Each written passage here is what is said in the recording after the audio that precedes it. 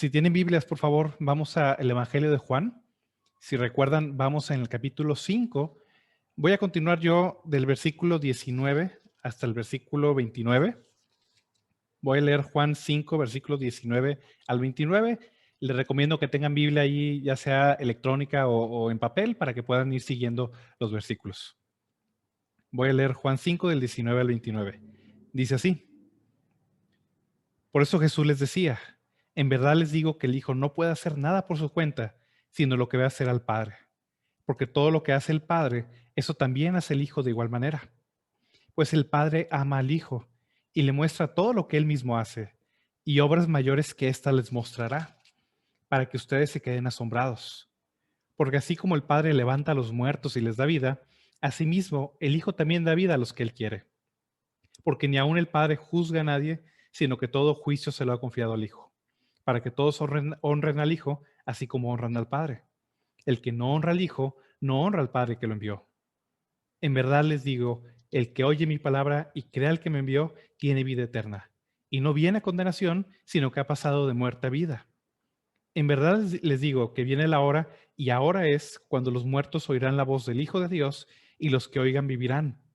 Porque como el Padre tiene vida en sí mismo, así también le dio al Hijo el tener vida en sí mismo, y le dio autoridad para ejecutar juicio, porque Él es el Hijo del Hombre.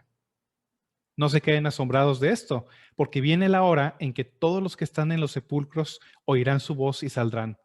Los que hicieron lo bueno a resurrección de vida, y los que practicaron lo malo a resurrección de juicio. Quiero comenzar este mensaje con ustedes pidiendo que se imaginen una situación. Imaginen que llegan de su casa, llegan a su casa, perdón. Vienen de la escuela o vienen del trabajo o vienen de visitar a algún familiar o lo que sea.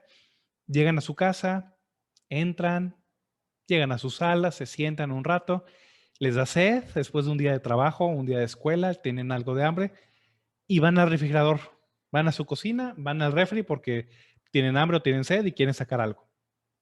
Imaginen que en lo que llegan a la cocina se dan cuenta que hay alguien en el refrigerador, alguien que no es, parte de su familia, está en el refrigerador, se metió a su casa sin que ustedes lo hayan notado o lo hayan sabido.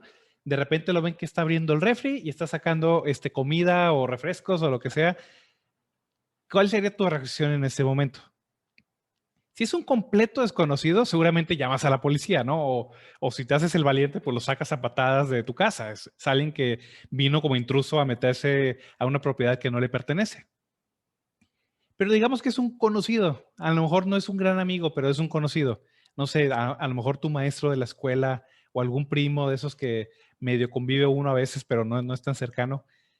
Igual va a ser un momento muy incómodo cuando lo encuentres en tu refrigerador. ¿Qué es lo que le vas a comentar o qué es lo que vas a hacer con él? Seguramente le vas a decir, ¿tú qué rayos estás haciendo aquí? Primero, ¿quién te invitó a pasar? No me dijiste nada. ¿Y quién te crees para andar agarrando mi refrigerador y andar sacando mi comida y andarte metiendo como Juan por tu casa? Esta sería la reacción normal que alguien tendría. Aún si es un amigo relativamente cercano, sería una reacción muy parecida. No hay tal confianza necesariamente como para que esta persona llegue y tome tus cosas y empiece a comportarse como si la casa fuera de esa persona.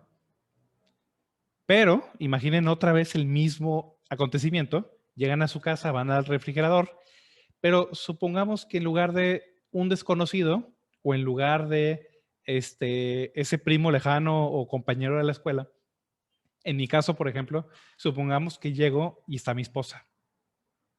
La cosa cambia totalmente, porque es su casa, es nuestra casa. Entonces, si es mi esposa la que la encuentro en el refrigerador sacando algo, por supuesto que eso es lo más normal del mundo, también es su refrigerador, es su casa. Obviamente no tiene que andar pidiendo permiso para sacar cosas del refri. En la misma acción, si ustedes se dan cuenta, tiene resultados totalmente diferentes dependiendo quién la realiza. Si es mi esposa o sus papás, por ejemplo, o sus hermanos, ok, lo ves como algo normal, viven ahí, claro que tienen derecho a tomar cosas del refri. Muy seguramente ni es tu refri, es el refri de tus papás, entonces con más razón tienen derecho ellos a sacar lo que quieran de allí. Pero si es un desconocido el que lo hace, obviamente vamos a estar ofendidos. ¿Por qué tiene el atrevimiento de venir a tu casa y sacar cosas que no son de él o de ella? Les pido que se imaginen esto, porque justo este capítulo 5, Jesús hace y Jesús dice cosas que si cualquiera de nosotros las hiciéramos o las dijéramos, sería la peor blasfemia que podríamos hacer. Si Jesús fuera un hombre común y corriente, lo que él hace en el capítulo 5 del Evangelio de Juan es el peor insulto, la peor blasfemia que alguien pudiera hacer. Si él fuera un hombre normal.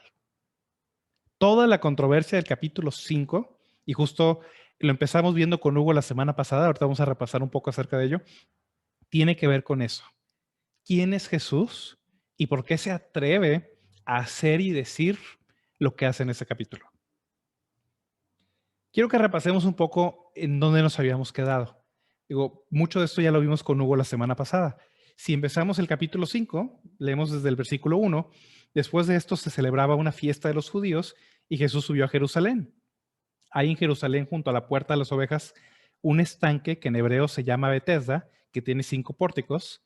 En estos estaba en el suelo una multitud de enfermos, ciegos, cojos y paralíticos que esperaban el movimiento del agua, porque un ángel del Señor descendía de vez en cuando al estanque y agitaba el agua, y el primero que descendía al estanque después del movimiento del agua quedaba curado de cualquier enfermedad que tuviera. Eso lo vimos la semana pasada. Jesús llega a este estanque, es una especie de alberca, porque era algo construido por los judíos, que estaba alimentado por raudales o por pozos de agua.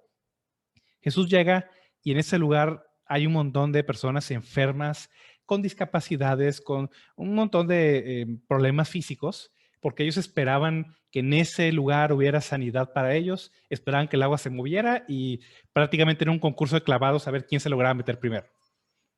Dentro de esa multitud de personas, porque menciona el Evangelio de Juan que eran muchas, había un nombre en particular. Versículo 5. Estaba allí un hombre que hacía 38 años estaba enfermo. Un hombre que tiene casi 40 años, casi 4 décadas enfermo. Aparentemente paralítico o con dificultades de movimiento.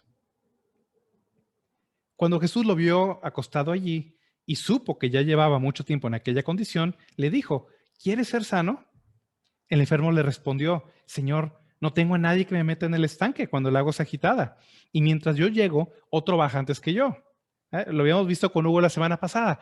Este hombre, su única esperanza, está en una situación tan desesperante. De cierta manera, este hombre se ve que ya se había resignado a su condición, después de estar casi 40 años paralítico, con problemas para moverse. No sabemos exactamente en qué estado se encontraba. Cuando Jesús le dice, ¿quieres ser sano? Lo único que cabe en la mente de este hombre es, pues quizás me está diciendo sobre si le he echado suficientes ganas para meterme al agua. Básicamente le dice, oye, lo he intentado casi por 4 décadas y no alcanzo a meterme, no me puedo mover. Entonces, en lo que trato de arrastrarme, alguien llega y se mete primero. Este hombre estaba en una situación desesperada totalmente. Jesús se encuentra con él, le pregunta, ¿quieres ser sano? Este hombre, pues resignado, le dice, mira, quisiera, pero no puedo. Jesús le responde, versículo 8. Jesús le dijo, levántate, toma tu camilla y anda. Al instante el hombre quedó sano y tomó su camilla y comenzó a andar. Entonces, todo este capítulo comienza con la sanidad sobrenatural realizada por la palabra poderosa de Jesús, ordenándole a este hombre, levántate. El poder de Jesús hace que sus palabras tengan el efecto que él busca. Levántate y ahora toma la camilla, toma el lecho, en una especie como de, imagínense como no un catre, era más bien como una sábana, un sleeping bag, por así decirlo. Toma esa camilla, toma esa sábana, por así decirlo, cárgala y vete. Al instante el hombre quedó sano y tomó su camilla y comenzó a andar. ¿Por qué Jesús le pide que tome su camilla? Porque es la evidencia más fuerte que este hombre, después de 4 décadas viviendo literalmente acostado sobre esa camilla, ahora tiene la fuerza suficiente y el vigor para levantarse, tomarla, echársela al hombro y caminar. Eso fue lo que vimos la semana pasada. Sin embargo, hasta ahí es un gran milagro de Jesús, de cierta manera, como muchos que ya hemos visto en los evangelios, pero había algo particular acerca de este milagro. Dice el mismo versículo 9. Al instante el hombre quedó sano y tomó su camilla y comenzó a andar, pero aquel día era día de reposo. Ahí es donde empieza la polémica. Este milagro hecho cualquier otro día, quizás ni siquiera lo tuviéramos registrado. Dice el Evangelio de Juan que Jesús hizo tantas cosas que en el mundo no caben los libros para escribir todo lo que él hizo. Pero este milagro tuvo algo particular. Jesús lo hizo en día de reposo, en el Sabbat judío. ¿Qué es el día de reposo? A lo mejor no todo el mundo está tan familiarizado con este término. El día de reposo básicamente fue una ordenanza, fue una celebración, por así decirlo, que Dios le ordenó al pueblo de Israel, basado precisamente en la obra de la creación que Dios había hecho. Si vamos al libro de Éxodo, Éxodo capítulo 20, versículos del 8 al 11, resume muy bien de qué se trataba el día de reposo. Dice Éxodo 20 del 8 al 11. Acuérdate del día de reposo para santificarlo. Santificarlo es ponerlo aparte, que sea especial. 6 días trabajarás y harás toda tu obra, pero el séptimo día es de reposo para el Señor tu Dios. No harás en él trabajo alguno, tú, ni tu hijo, ni tu hija, ni tu siervo, ni tu sierva, ni tu ganado, ni el extranjero que está contigo. Porque en 6 días hizo el Señor los cielos y la tierra, el mar y todo lo que en ellos hay, y reposó en el séptimo día. Por tanto, el Señor bendijo el día de reposo y lo santificó. El día de reposo era un recordatorio semanal, era el séptimo día, lo que para nosotros es el sábado. Era un recordatorio semanal precisamente de la creación que Dios había hecho. Si leen Génesis capítulo 1, Génesis capítulo 1 menciona cómo Dios creó el cielo, la tierra, el mar y todo lo que en ellos hay en 6 días. Fue la tarde y la mañana, el día primero, segundo, tercero, hasta el sexto. Y el séptimo día, dice la Biblia, que Dios reposó de la obra de su creación. No significa que Dios dejara de actuar. Significa su obra de creación había terminado finalmente. Entonces, el séptimo día era un recordatorio semanal para el pueblo de Dios, precisamente de cómo Dios, el creador de todas las cosas, debería ser adorado, debería ser conmemorado ese día en particular, todas las semanas. Hasta ahí todo suena bien. ¿A qué se refiere con santificar el día de reposo? Lo dice en Éxodo 20, dice el versículo 9, 6 días trabajarás y harás toda tu obra. O sea, los 6 días restantes de la semana, pues haces lo normal que se hace, vas a trabajar, vas a la escuela o lo que sea que los judíos hacían en ese entonces. Pero el séptimo día es de reposo para el Señor tu Dios.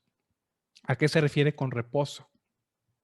No harás en él trabajo alguno, tú, ni tu hijo, ni tu hija, ni tu siervo, ni tu sierva, ni tu ganado, ni el extranjero que está contigo. El séptimo día, el día de reposo, era un día especial. Los israelitas debían cesar, debían suspender las actividades normales, lo que hacían el resto de los días, porque ese día era especial. Era un día para conmemorar, era un día para recordar a Dios, era un día para celebrarlo a Él, prácticamente. Hasta ahí todo bien, ¿no? Es algo bastante coherente, y bastante bueno. La cosa con los judíos en la época de Jesús es que habían tomado ese día de reposo y lo habían hecho una gran carga, algo pesado sobre los hombros de las personas. La Biblia es muy clara, dice Dios, no hagas trabajo alguno, pero no especifica, bueno, qué es trabajo y qué no. Te da a entender muy sencillo de que, bueno, lo que haces normalmente el resto de los días, no lo haces en el séptimo día. O sea, no vas normalmente a sembrar tu campo, no comercias como usualmente el séptimo día, es algo de reposo, pero no significa que no hagas nada. El problema con los judíos de la época de Jesús es que tomaron el día de reposo y trataron de hacer una lista interminable, pesada, horrorosa, de qué cosas podían y no podían hacer en el día de reposo. Era una cosa ridícula. Entonces los judíos inventaron tradiciones acerca del día de reposo que varias veces entran en conflicto con lo que hacía Jesús. Algunas de ellas, por ejemplo, ellos no podían caminar por más de 1 kilómetro, porque eso estaba prohibido, no podían usar perfume, no podían abrir recipientes sellados, porque eso es trabajo, no podían cargar cosas, porque eso era trabajo, aunque este hombre claramente no está trabajando, está llevando su camilla porque ni modo que la deja ahí. El punto es que ellos se volvieron legalistas en ese aspecto, ellos inventaron reglas que Dios no les había mandado Y cuando estos judíos se dan cuenta que este hombre está cargando su camilla en día de reposo, se enfurecen. Si vamos otra vez a Juan 5, dice el versículo 10. Por eso los judíos decían al que había sido sanado, es día de reposo y no te es permitido llevar tu camilla o cargar tu camilla.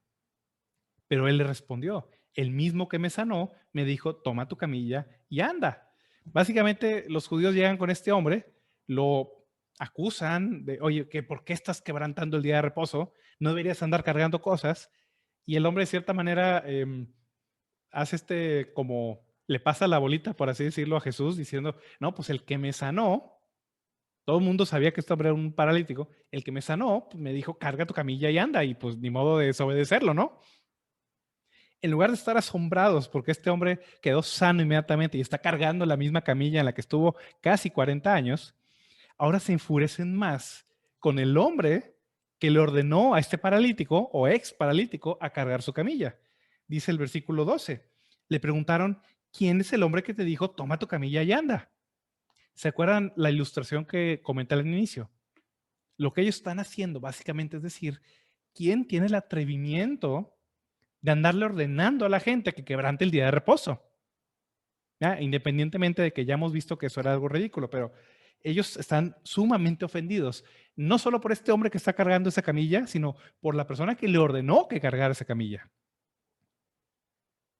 Versículo 13, el que había sido sanado no sabía quién era, porque Jesús, sin que se dieran cuenta, se había apartado de la multitud que estaba en aquel lugar. Después de esto, Jesús lo halló en el templo y le dijo, mira, has sido sanado, no peques más para que no te suceda algo peor. El hombre se fue y dijo a los judíos que Jesús era el que lo había sanado.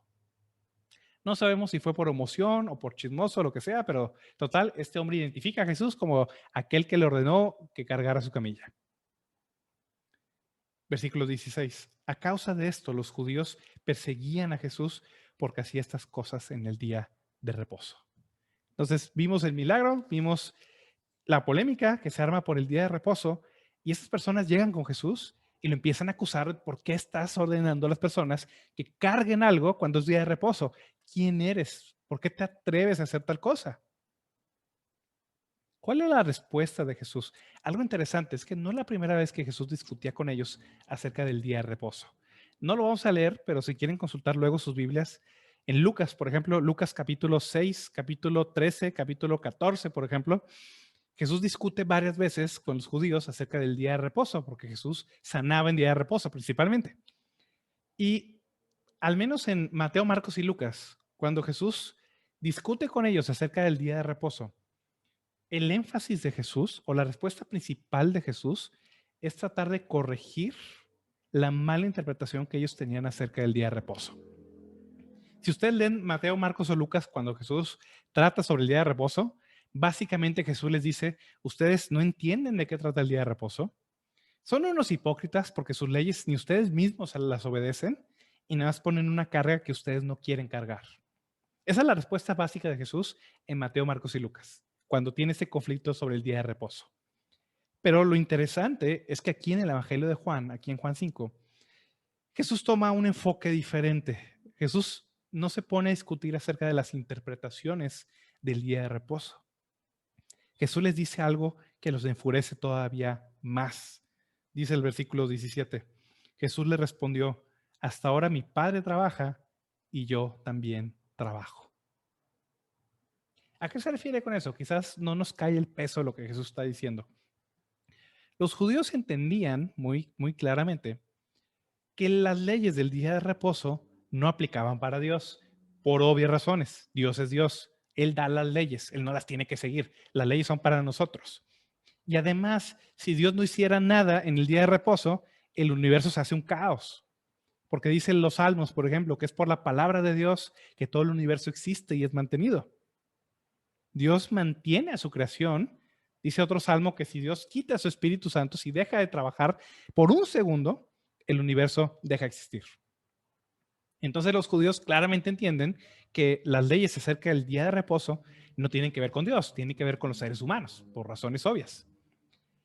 Aquí la razón que Jesús da para trabajar en día de reposo, para atreverse a decirle a este hombre, carga tu camilla y vete a tu casa, Más que discutir sobre el significado o la importancia del día de reposo, Jesús básicamente les dice, hasta ahora mi Padre trabaja, estas leyes del día de reposo no aplican para Dios, tampoco aplican para mí. Así como Dios trabaja en el día de reposo, yo también trabajo. Así como estas leyes no aplican para Dios, tampoco aplican para mí. Estoy por encima del día de reposo. ¿Entiendes el peso de estas palabras? Otra vez, si tú y yo, en ese punto de la historia, hubiéramos dicho palabras similares, diciendo que estamos por encima de la mismísima institución que Dios le dio a Moisés en el monte Sinaí, en ese momento debieran agarrar piedras y apedrearnos y matarnos a ti y a mí por blasfemos. Y Jesús está diciendo eso, está diciendo, estas leyes no aplican para mí, porque mi Padre trabaja, yo también trabajo. Y los judíos entendieron que estaba diciendo totalmente. Dice el versículo 18. Entonces, por esa causa, los judíos aún más procuraban matar a Jesús, porque no solo violaba el día de reposo, que ya por sí era bastante malo para ellos, sino que también llamaba a Dios su propio Padre, haciéndose igual a Dios. Todo el punto del capítulo 5 es, o la pregunta principal del capítulo 5 es, ¿quién es Jesús? ¿Quién es Jesús? ¿Genuinamente tiene el derecho de decir estas cosas, de hacer estas cosas? ¿O es un blasfemo? ¿Está pidiendo o está igualándose con Dios siendo él un mero ser humano? Esta es una pregunta muy importante. Les voy a decir por qué. La gran mayoría de ustedes, no sé, porque no los veo, pero algunos de ustedes sé que están en secundaria, en preparatoria, en facultad. Se van a topar con personas, con maestros, que van a decirles que respetan mucho a Jesús, que Jesús fue un gran maestro, que Jesús fue un gran ser humano, un gran filósofo, uno de los grandes profetas de Dios, inclusive, etcétera, ¿no? Va a haber personas que no van a aparentemente rechazar a Jesús, van a hablar cosas buenas de él. Sin embargo, las palabras que Jesús está diciendo, lo que Jesús hace hasta este punto y lo que va a decir a continuación, no pueden ser palabras de un mero ser humano, de un buen maestro o de un gran filósofo. Como alguna vez lo decía Seth Lewis, el que escribió las Crónicas de Narnia, por ejemplo, o Jesús es un mentiroso, la peor clase, el peor tipo de blasfemo que existe, o Jesús es un lunático y está diciendo cosas que Él es Dios y que vino del cielo y está fuera de sí, o Él en verdad es quien dice ser y Él es el Hijo de Dios. No hay otra opción, no hay manera de poner a Jesús en otra categoría. Las cosas que Jesús dice no las puede decir como un mero ser humano. Y ese es el punto principal de este mensaje. Tenía que introducir todo esto para justo lo que vamos a ver a continuación. Jesús, en respuesta a ese comentario que hace acerca de cómo el Padre trabaja y así de la misma manera Él trabaja en día de reposo, Jesús les enseña, Jesús explica 7 razones, lo vamos a ver de manera muy breve, no nos da el tiempo el día de hoy, pero vamos a ver 7 razones que Jesús les da acerca de por qué Él tiene derecho de decir esas cosas. ¿Por qué Él es igual al Padre? Quiero ver con ustedes, 7 cosas o 7 razones que Jesús da para explicar que Él es igual al Padre en todo. Vamos a ver la primera, versículo 19. Jesús es igual al Padre, versículo 19, porque Él hace todo lo que el Padre hace. Dice el versículo 19, por esto Jesús les decía, en verdad les digo que el Hijo no puede hacer nada por su cuenta, sino lo que ve hacer al Padre, porque todo lo que hace el Padre, eso también hace el Hijo de igual manera. Todo lo que hace el Padre, el Hijo lo hace de la misma manera. En la antigüedad, y aún pasa hoy en día, los hijos aprenden usualmente el oficio de su papá, por razones obvias. En ese entonces no había escuelas o universidades. Básicamente aprendías lo que tu padre había aprendido. Entonces era común que padres enseñaran a sus hijos el oficio de la familia y el hijo después continuara con el negocio familiar. Lo vemos, por ejemplo, en los discípulos. Pedro, digo, más que Pedro, perdón, Jacobo y Juan, por ejemplo, que eran hijos de Zebedeo, Zebedeo era un pescador y ellos eran pescadores también, porque aprendieron el oficio de su papá. Jesús mismo, humanamente hablando, era un carpintero, porque José, su padre adoptivo, era un carpintero. Entonces, lo que José hacía en su taller de carpintería, muy seguramente se lo enseñó a Jesús desde que Jesús era un niño, y Jesús se dedicó al negocio de la carpintería hasta que inició su ministerio público. Eso lo entendemos. Los hijos imitan a los padres y aprenden de los padres principalmente. Aquí Jesús está diciendo a los judíos, en verdad les digo, el hijo no puede hacer nada por su cuenta, por su iniciativa. El hijo no hace nada simplemente o independiente del padre, sería la mejor traducción, sino lo que ve hacer al padre, porque todo lo que hace el padre también hace el hijo de la misma manera. Jesús es Dios porque hace todas las obras de Dios. Lo mismo que hace el Padre en toda su extensión, hace el Hijo en toda su extensión. Y lo podemos ver muy sencillo en este Evangelio de Juan. Si recuerdan el primer versículo de la Biblia, Génesis 1:1, en el principio, Dios creó los cielos y la tierra. Y si vamos a Juan 1:1, dice el versículo 1, en el principio ya existía el verbo y el verbo estaba con Dios y el verbo era Dios. Él estaba en el principio con Dios. Todas las cosas fueron hechas por medio de Él y sin Él nada de lo que ha sido hecho fue hecho. Todo lo que hace el Padre, el Hijo lo hace de la misma manera, con el mismo acorde, con la misma intención que el Padre. Todo lo que ve hacer al Padre, dice el versículo 19, todo lo que hace el Padre, eso también hace el Hijo de igual manera. Todo lo que Dios hace, Jesús lo hace.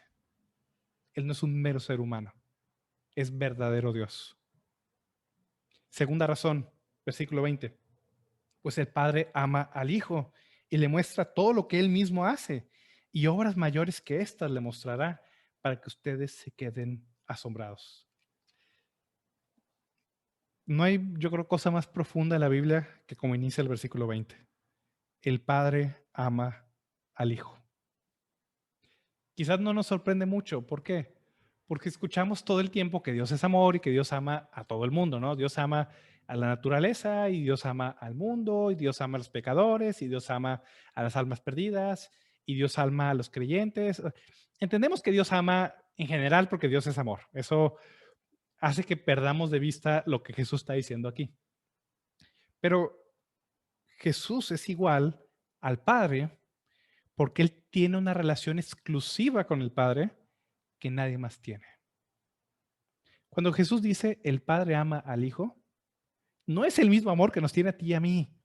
¿Verdad? El amor hacia ti y hacia mí es un amor de misericordia, es un amor de compasión, es un amor a pesar de lo que somos. La verdad es que Dios nos ama a pesar de que hacemos cosas que no le agradan y a pesar de que todavía somos pecadores y eso no le agrada a Dios definitivamente. El amor de Dios hacia nosotros es a pesar de lo que somos, pero el amor del Padre por el Hijo es por quién es Él. Es un amor total y absolutamente infinito. Si vamos, por ejemplo, a Juan 17, versículo 24. Jesús dice, Padre, quiero que los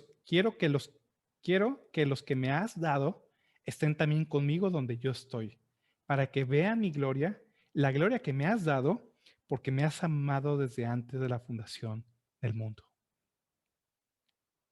Sí, Dios ama al mundo, Dios ama a los pecadores y a sus creyentes y a un montón de personas en general. Pero no hay amor que Dios tenga tan grande, tan infinito, tan exclusivo, que nadie más tiene en este universo, como el amor que Él tiene por su propio Hijo. Jesús le dice a Dios, Padre, tú me has amado desde antes de la fundación del mundo. Antes que hubiera un mundo al cual amar para entregar a su propio Hijo, Dios amaba a su propio Hijo por toda la eternidad. Nunca ha habido un momento en la eternidad que el Padre no tuviera al Hijo. Y esa relación entre ambos es una relación exclusiva de amor mutuo entre ellos. Porque eso es importante. Nadie más tiene ese acceso al Padre. Nadie más tiene esa relación con el Padre. El universo existe como una muestra de amor del Padre al Hijo. Dice el Hebreos capítulo 1 que el Hijo es el heredero de todo. Dios creó el universo no porque se sintiera solo, no porque le faltaran seres humanos con los cuales convivir.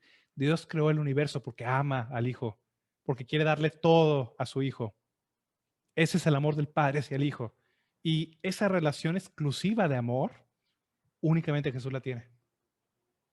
La comparte a través de nosotros. En Él tenemos acceso a esa relación de amor con el Padre, pero aquel que lo posee por naturaleza, ese amor, es únicamente Él. Buda no tiene ese acceso, no tuvo nunca ese acceso al amor de Dios. Mahoma tampoco, Confucio tampoco. Nadie tiene acceso al amor de Dios de esa manera que el Hijo, que Jesús. El Padre ama al Hijo, le muestra todo lo que Él mismo hace y obras mayores que estas le mostrará para que ustedes se queden asombrados. El Hijo es igual al Padre porque tiene una relación exclusiva con el Padre desde la eternidad pasada. Tercera cosa que hace a Jesús único, diferente a cualquier otro ser que hay en el universo. Versículo 21. Porque así como el Padre levanta a los muertos y les da vida, asimismo el Hijo también da vida a los que Él quiere. El Padre a los que quiere da vida y también el Hijo a los que quiere da vida. La vida es algo que le pertenece a Dios. No nos pertenece a nosotros. Nosotros no la pedimos, la recibimos. No la podemos retener. Eventualmente se va a ir. No podemos vivir para siempre lo que queramos. No elegimos nacer, perdón. La vida no nos pertenece, únicamente le pertenece a Dios. Es un atributo esencial de sí mismo. Él vive por sí mismo, para sí mismo. Él es totalmente independiente de todo lo que hay en el universo.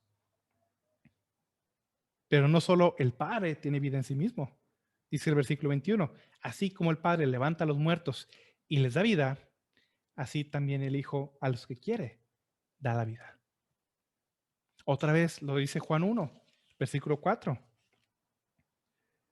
En él estaba la vida, hablando de Jesús, y la vida era la luz de los hombres. Toda vida procede de Cristo. Nuestra vida natural y nuestra vida espiritual. La vida presente biológica que tú y yo estamos experimentando en este momento y la vida eterna le pertenecen a Él. Y dice Jesús, el Hijo da esa vida a quien Él quiere. Él tiene toda la soberanía que el Padre tiene para dar vida a quien Él desea. Él tiene vida en sí mismo. No solo eso, versículo 22 y 23. Porque ni aun el Padre juzga a nadie, sino que todo juicio se lo ha confiado al Hijo, para que todos honren al Hijo, así como honran al Padre. El que no honra al Hijo, no honra al Padre que lo envió.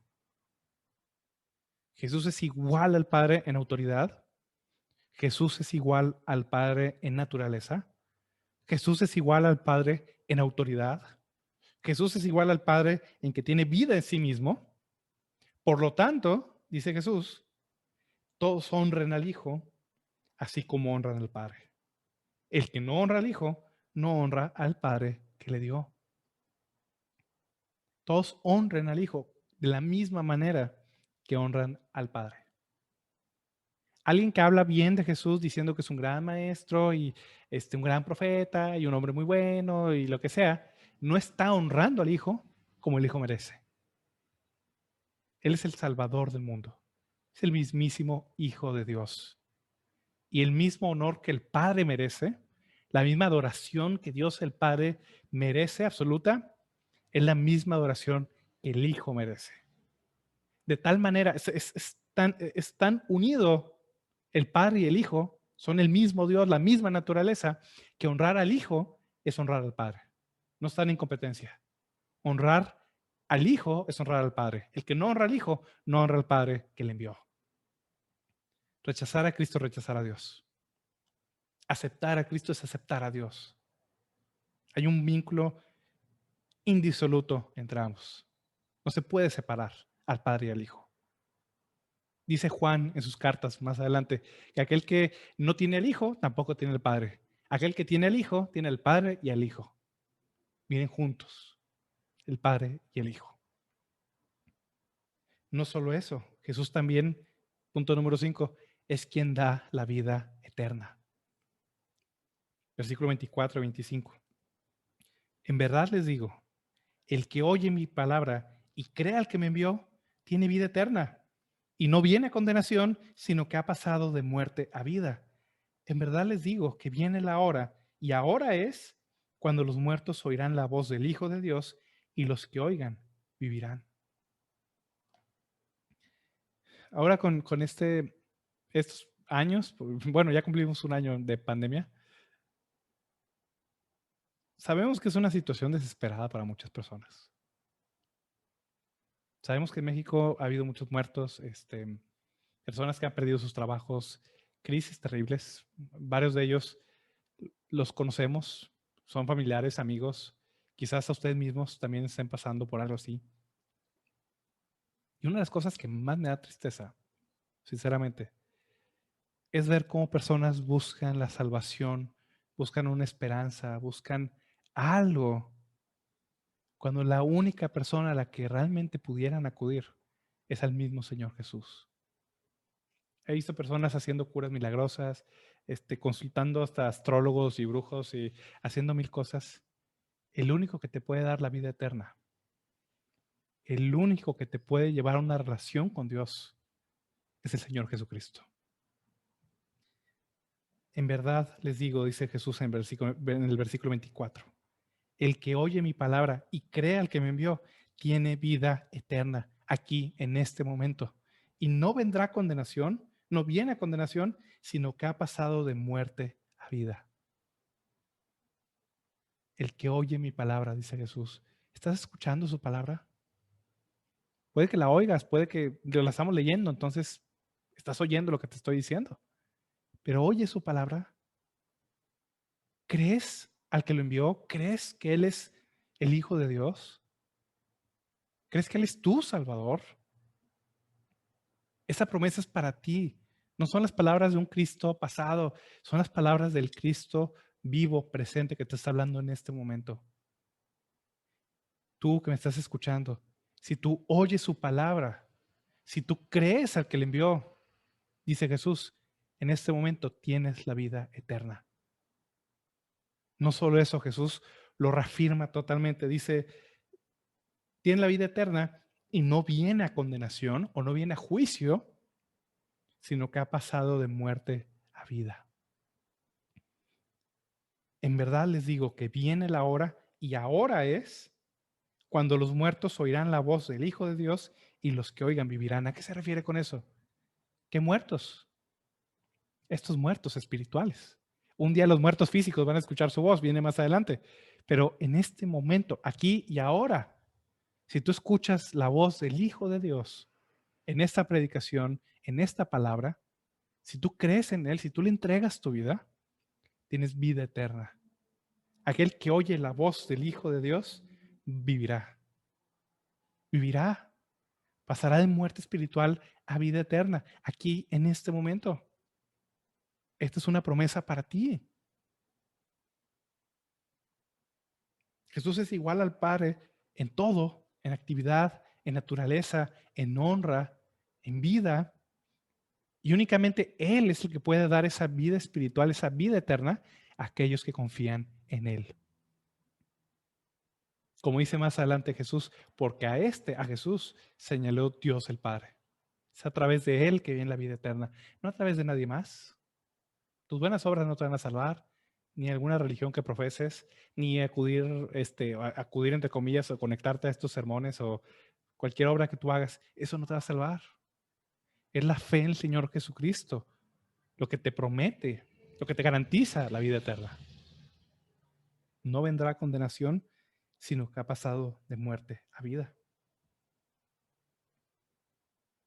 ¿Qué pasa con aquellos que rechazan eso? ¿Qué pasa con aquellos que rechazan la voz del Hijo de Dios? ¿Qué pasa con aquellos que no reciben lo que Él dice? Que no oyen su palabra, que lo rechazan. ¿Qué va a pasar con ellos? Versículo 26 y 27. Porque como el Padre tiene vida en sí mismo, así también le dio al Hijo el tener vida en sí mismo y le dio autoridad para ejecutar juicio porque Él es el Hijo del Hombre. Hay algo que te aseguro, que te garantizo. Si tú el día de hoy no sales, o digo, salí entre comillas, estamos en línea, pero si el día de hoy no termina el día de hoy, digamos, donde Jesús es tu Salvador, si Jesús no es tu Salvador el día de hoy, tú mueres en esa condición, sí te garantizo algo. Si no es tu Salvador, Él va a ser tu juez. Él te va a juzgar. Si Jesús no te salva, Él te va a condenar. Nadie más. Versículo 26 dice, como el Padre tiene vida en sí mismo, así también le dio al Hijo el tener vida en sí mismo y le dio autoridad para ejecutar juicio. El mundo va a ser juzgado por el mismo Señor Jesucristo, por aquel que traspasaron, como dice el profeta Zacarías, por aquel que fue puesto en una cruz. Dice el apóstol Pablo en 2 Corintios 13 que Cristo fue crucificado en debilidad, pero ahora vive por el poder de Dios. El Cristo resucitado un día vendrá y va a juzgar al mundo. Todos, dice el libro de Apocalipsis, todos los muertos, grandes y pequeños, van a estar de pie delante de Él, delante de un gran trono blanco. Y Él va a juzgar al mundo con justicia. Y aquellos cuyos nombres no se encuentren en el libro de la vida van a ser lanzados al lago de fuego. Tú tienes dos opciones hoy. O Él es tu Salvador o Él es tu juez. O Jesús te da vida eterna o Jesús te va a condenar a la muerte eterna. No hay un punto medio. Otra vez, este no es un ser humano común y corriente. Por último, la corona, por así decirlo, de todo lo que hace a Jesús diferente. Versículo 28. No se queden asombrados de esto, porque viene la hora en que todos los que están en los sepulcros oirán su voz y saldrán. Los que hicieron lo bueno a resurrección de vida y los que practicaron lo malo a resurrección de juicio. Estos dos versículos los va a compartir, los va a explicar la siguiente semana el ingeniero Ricardo, pero a nivel general, la corona, por así decirlo, el último paso, por así decirlo, en la exaltación de Cristo es su llegada en gloria, la resurrección de los muertos. Hay algo interesante. Los rabinos judíos, ¿verdad? Los judíos entendían claramente que hay tres cosas, enseñaban ellos, que Dios hace personalmente y que Él no le delega a nadie. ¿Verdad? Los rabinos decían que eran tres llaves, o sea, tres poderes, por así decirlo, o controles que Dios tiene y que Él jamás delegaba a nadie. El control sobre la lluvia, ¿verdad? Dice la Biblia que Dios abre los cielos y cierra los cielos, únicamente lo puede hacer. Control sobre el vientre, sobre la crianza, sobre la concepción de los hijos. Dice la Biblia que Él abre el vientre y Él lo cierra. Hace que mujeres estériles tengan hijos, por ejemplo, muchas veces lo hemos visto en la Biblia. Y tercero, Dios es el único que tiene la llave de la vida y la muerte. Ninguna criatura tiene control sobre esto, sobre los alimentos, sobre la concepción, sobre la vida y la muerte. Hay algunos casos en la Biblia donde Dios actúa a través de ciertos hombres. ¿Verdad? Elías, por ejemplo, y Eliseo se toparon en situaciones donde murió, por ejemplo, el hijo de una madre viuda, en el caso de Elías. ¿Verdad? En el caso de Eliseo también era pues, el hijo de una mujer que lo estaba hospedando. Y ellos rogaron a Dios, clamaron a Él para que Dios, si Él quisiera, pues obrara a través de ellos y volviera el espíritu de estos niños, volviera a darles vida, después de que estos niños o jovencitos habían muerto. Pero todo el mundo entiende que no es Elías y no es Eliseo el que lo hacen. Dios obrando a través de ellos, pero no es por la voluntad de Elías o de Eliseo. ¿Ya? Si Dios no hubiera querido, así se hubiera quedado. ¿Ya? Elías y Eliseo no tenían poder absoluto en ellos para traer a alguien a la vida. Porque otra vez, la llave de la vida y de la muerte únicamente le pertenece a Dios. Pero aquí Jesús está diciendo que esa llave le ha sido concedida. Esa llave le pertenece a Él. No se queden asombrados de esto. Viene la hora en que todos los que están en los sepulcros oirán su voz y saldrán de la tumba. Los que hicieron lo bueno a resurrección de vida, los que practicaron lo malo a resurrección de juicio. El punto es que únicamente Cristo tiene el poder sobre la vida y sobre la muerte.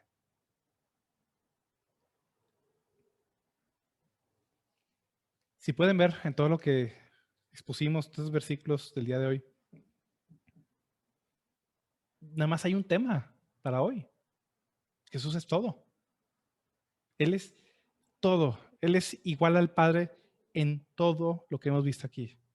Él hace todo lo que el Padre hace. Tiene una relación exclusiva de amor que nadie más tiene. Tiene vida en sí mismo. Él además tiene el honor que el Padre merece, da la vida eterna a aquellos que confían en Él, y un día Él juzgará al mundo y resucitará a los muertos para que se presenten delante de Él. ¿Por qué esto es importante? Ya vi puede ser mucha información, dejarlo ahí. Ok, Jesús es Dios y podemos estar de acuerdo en eso y seguir la vida común y corriente como probablemente la estén siguiendo ahorita. ¿Cuál es el punto de esto? ¿Por qué Jesús dice esto? ¿Por qué está tomándose el tiempo de explicar quién es Él? Más interesante todavía, ¿por qué Juan se toma el tiempo para escribirlo, para editarlo, para ponerlo en papel, para que nosotros lo sepamos? ¿Por qué? ¿Cuál es el propósito de esto? ¿Recuerdan cuál es el versículo más crucial o el que resume el Evangelio de Juan? Está en Juan capítulo 20, versículo 31.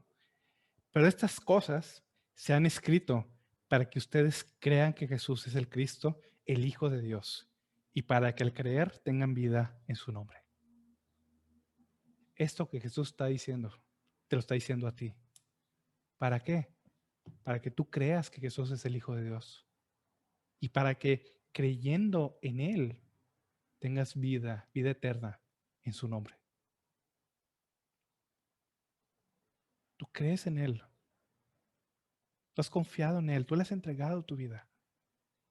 Te aseguro que no hay nada, no hay nadie en el universo que merezca tanto que le entregues todo como Jesús. No es un simple ser humano, no es meramente cualquier otro filósofo, maestro o rabino en el pasado. Él es el mismísimo Hijo de Dios. Y en este momento te está ofreciendo la vida eterna si tú confías en Él. Entrégale tu vida a Cristo, confía en Él. Arrepiéntete de tu pecado. De cierto les digo, el que oye mi palabra, dice Jesús, y crea al que me envió, tiene vida eterna. Y tú la puedes tener esta misma tarde. Voy a hacer una oración para terminar. Padre Celestial, pues tú dices, Padre, que estas cosas fueron escritas para que creamos, Señor, para que veamos, para que creamos que Jesús es el Cristo, el Hijo de Dios, Señor, y para que creyendo en Él tengamos vida eterna en su nombre, Señor. Padre Celestial, tú también dices en tu palabra, Señor, que tú que de las tinieblas resplandeciste la luz, resplandeciste también en nuestro corazón para que viéramos tu gloria, el resplandor de tu gloria en el rostro de Jesucristo. Yo te pido, Padre, por los jóvenes, señoritas, los padres de familia, invitados, personas que están viendo, Señor, este mensaje, que tú abras sus ojos, Señor, que ilumines en la oscuridad del pecado, en la oscuridad del corazón, Señor. Si alguien está confiando en algo más para hacer salvo, abre sus ojos y que ellos puedan ver a Cristo, Señor. Que puedan confiar en Él y recibir la vida eterna, Padre. Manda tu Espíritu Santo para producir esto, Señor. Te lo pido en el nombre de tu amado Jesús. Amén.